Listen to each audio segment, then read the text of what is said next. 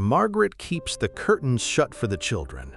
The sound upstairs does not care. It checks windows, locks, and breathing. The house thinks you are safest when he is near.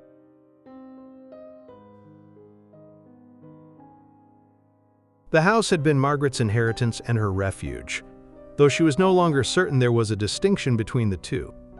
It sat at the end of Birch Lane, like a patient animal, its windows dark even in the afternoons, when the October light still held some warmth. The heavy curtains were always drawn. Had to be drawn, because of the children's condition, because light was the enemy now, as much as noise, as much as the outside world that pressed against the walls with increasing insistence. Tommy and Lucy had been born with what the doctors called severe photosensitivity, though Margaret suspected the medical term was simply a convenient way of avoiding the truth, which was that her children were too fragile for this world, too fine-tuned for ordinary existence. They moved through the house like whispers, speaking in voices barely above breath, playing games that required no running, no shouting, no sudden movements that might disturb the careful equilibrium Margaret had constructed around their lives. The condition had worsened since Robert's death 18 months ago, or perhaps Margaret's awareness of it had sharpened. She found herself listening for sounds that shouldn't be there, watching for changes in light that might indicate a curtain had shifted, monitoring the children's behavior for signs that something had altered in their small, controlled universe. It was a Tuesday when Mrs. Chen arrived, though Margaret had difficulty remembering exactly how she had come to hire the woman. There had been a phone call, certainly, and a conversation about the children's needs, about the importance of maintaining routine and quiet. Mrs. Chen had seemed to understand immediately, had spoken in the sort of low, measured tones that suggested she was accustomed to houses where normal rules didn't apply. "I've worked with sensitive children before," Mrs. Chen had said, her voice carrying the faint accent of someone who had learned English carefully, precisely. "I understand the importance of discretion." Margaret watched her now through the kitchen window as Mrs. Chen walked slowly around the perimeter of the house, her steps deliberate and quiet.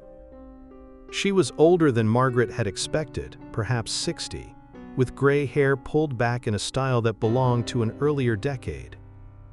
Her clothes were dark and practical, the sort of garments that wouldn't show dirt or wear, that wouldn't draw attention. "Mother?" Lucy appeared beside her so silently that Margaret startled, though she managed not to make a sound. "Who is the lady outside?" "Mrs. Chen. She's going to help us with the house, with keeping things proper." Lucy nodded solemnly. At 9, she had developed the kind of seriousness that usually belonged to much older children, as if the darkness in which she lived had accelerated some internal clock. "Will she be staying long?" "I don't know, darling. We'll see how things go."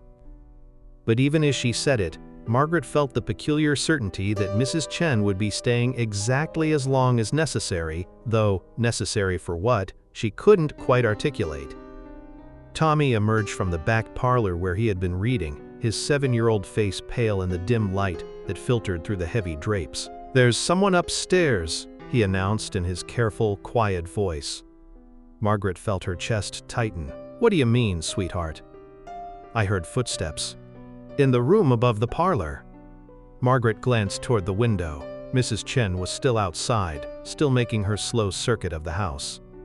"Are you certain?" Tommy nodded, his eyes serious. "They stopped when I started listening." This was how it had been since Robert's death. Sounds that might have been settling wood or expanding pipes, but which seemed to follow patterns too deliberate for mere physics. Margaret had learned to listen for them herself, though she told herself it was only to better understand what the children were experiencing, to help them distinguish between imagination and reality. "I'll go check," she said, though the thought of climbing the stairs filled her with an inexplicable reluctance. The staircase rose through the center of the house, its carpeted steps muffling sounds so effectively that Margaret could barely hear her own movement. The landing was darker than usual, though she couldn't immediately identify why. All the doors were closed, as they should be, as they always were. She approached the room above the parlor and pressed her ear to the wood. Nothing, the sort of nothing that felt deliberate, like held breath. She turned the handle slowly, opened the door just wide enough to see inside. The room was empty, of course, furnished only with dust covers and the faint smell of disuse. But something was different.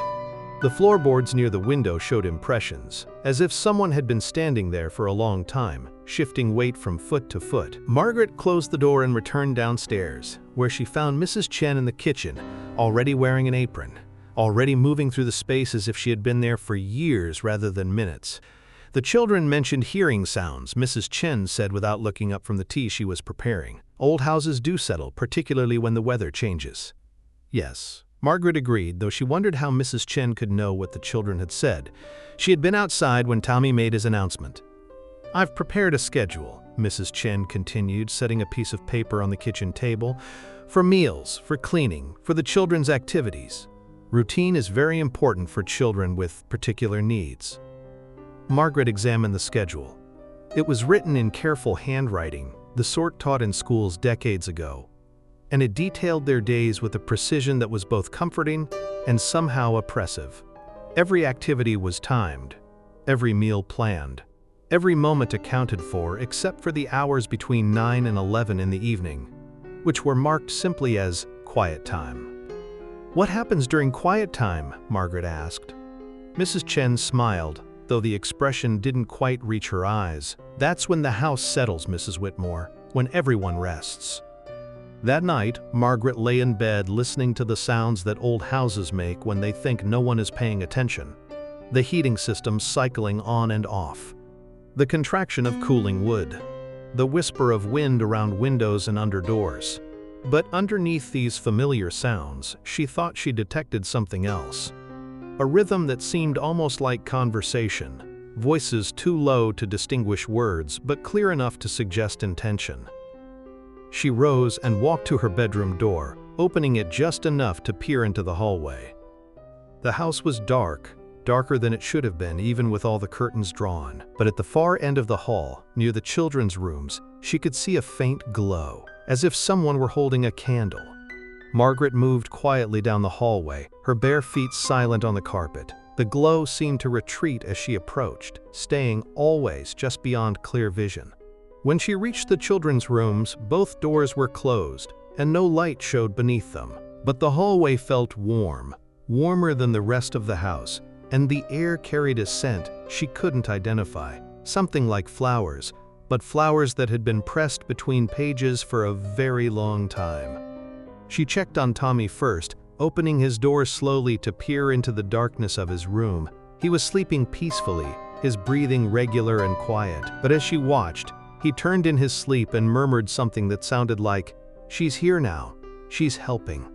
Lucy's room was equally quiet, equally peaceful, but when Margaret approached the bed, she found her daughter's eyes open, staring at the ceiling with an expression of calm attention. "Darling, are you all right?" Lucy turned her head slowly. "I'm listening, Mother. She's teaching me how to listen properly." "Who's teaching you?" "Mrs. Chen. She says there are sounds we don't usually hear, but they're always there.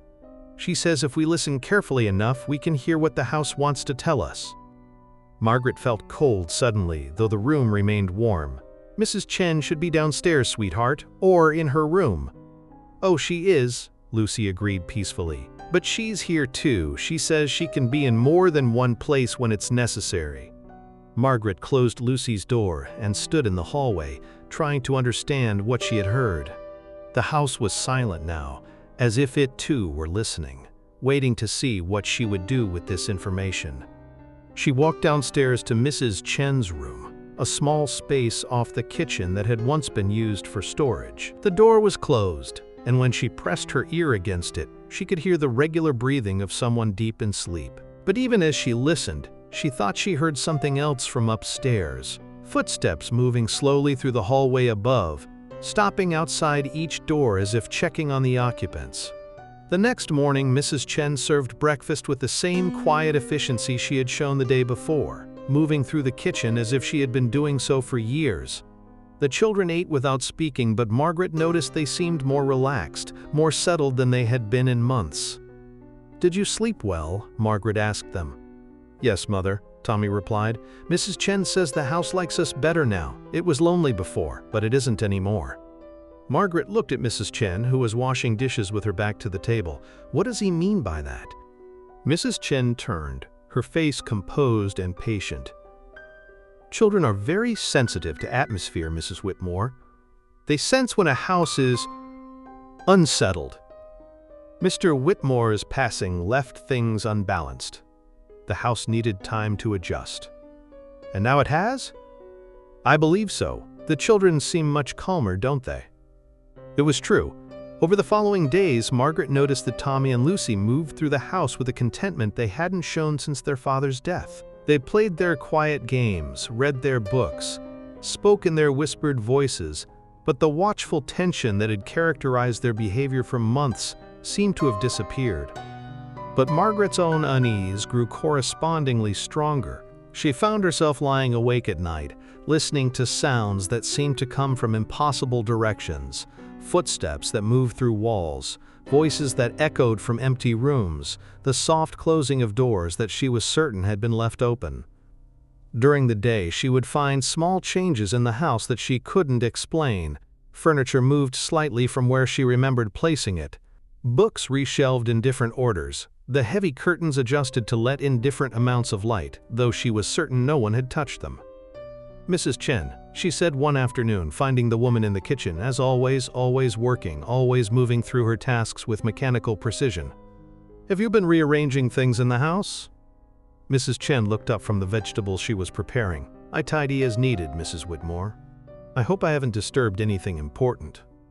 No, it's just, things seem different. The children's rooms, the sitting room. Even the way the light falls seems changed.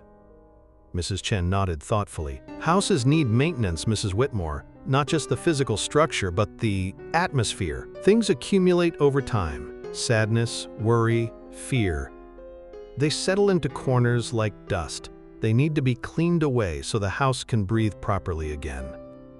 And you're cleaning them away? I'm helping the house remember how to be peaceful. That evening, Margaret decided to stay awake and observe. She positioned herself in the sitting room with a clear view of the staircase and the main hallway, and waited. The house settled into its nighttime rhythms, the small sounds and adjustments that marked the transition from day to night. At precisely 9 o'clock, the temperature in the room began to drop.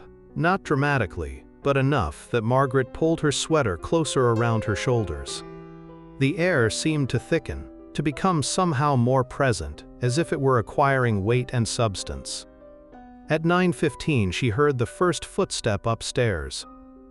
It came from directly above her, in the room where she had found those impressions by the window. A single step, deliberate and careful, followed by silence, then another step, and another, tracing a slow path across the ceiling. Margaret held her breath and listened. The footsteps moved methodically through the upstairs rooms, pausing at each door for several minutes before continuing. She could track their progress by sound alone. The room above the sitting room, the hallway, Tommy's room, Lucy's room, the master bedroom, the bathroom, back to the hallway.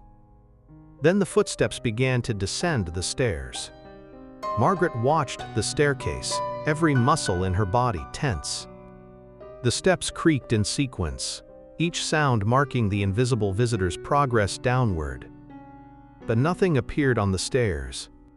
No shadow, no disturbance of the air, no indication that anything physical was creating the sounds. The footsteps reached the bottom of the stairs and began to move through the ground floor, through the dining room into the kitchen, back through the sitting room where Margaret sat, frozen in her chair. As they passed directly in front of her, she felt a breath of cold air, and for just a moment, she thought she saw the impression of feet in the carpet, the brief compression of fibers under unseen weight. The footsteps continued their circuit, checking each room, each window, each door, ensuring that everything was secure, that everyone was safe. They completed their tour and returned to the staircase, climbing back to the second floor where they resumed their slow patrol of the bedrooms. Margaret sat in her chair until dawn, listening to the steady rhythm of the footsteps above her. They never stopped, never varied their pattern, never acknowledged her presence below. They simply continued their vigilant circuit. keeping watch over the sleeping house and its occupants. When morning came and Mrs. Chen appeared in the kitchen to prepare breakfast, Margaret confronted her directly. "There's someone else in this house, someone who walks through the rooms at night checking on things." Mrs. Chen poured coffee with steady hands. "Yes," she said simply. "Who is it?" Mrs. Chen set the cup in front of Margaret and sat down across from her. "I think you know, Mrs. Whitmore." And Margaret did know, had known from the first night, but had been unwilling to accept what her mind had already understood. The footsteps were familiar because she had heard them for 7 years of marriage, had grown accustomed to their rhythm when Robert made his nightly rounds through the house, checking locks and windows, ensuring that his family was safe. "He never left," she said quietly. "He couldn't leave. The children needed protection, and you needed help. But the living and the dead don't always understand each other clearly. That's why I'm here, to help with the translation. You're not really a housekeeper." Mrs. Chen smiled, and for the first time the expression seemed genuinely warm. "I'm many things, Mrs. Whitmore. I go where I'm needed, and I stay as long as necessary.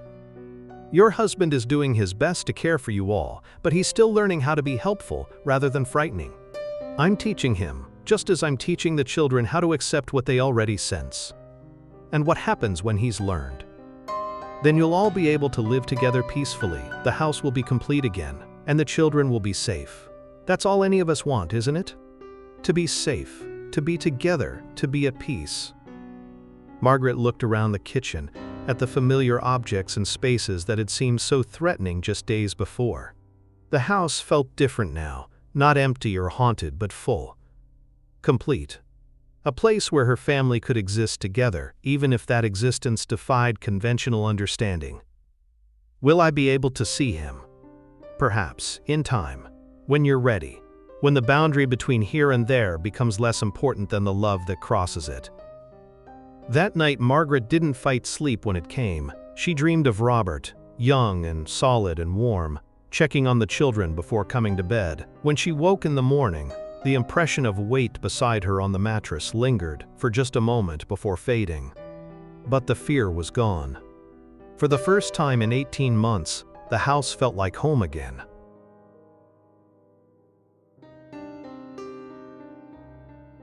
If you enjoyed this video, please do not forget to like, comment, or share this video with your friends. Subscribe to our channel to hear more stories like this one.